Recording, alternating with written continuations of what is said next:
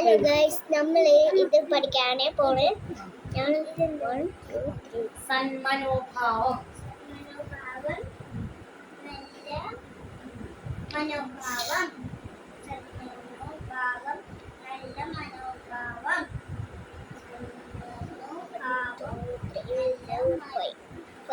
അഞ്ച് ടൈംസ് വേണോ? ഇനി മതിയോ? കഴിഞ്ഞിട്ടില്ല, വേഗം എഴുതും. നീ വേണോ? വേണ്ട. അമ്മ അവൻ വേഗം എഴുതും, വേഗം എഴുതും.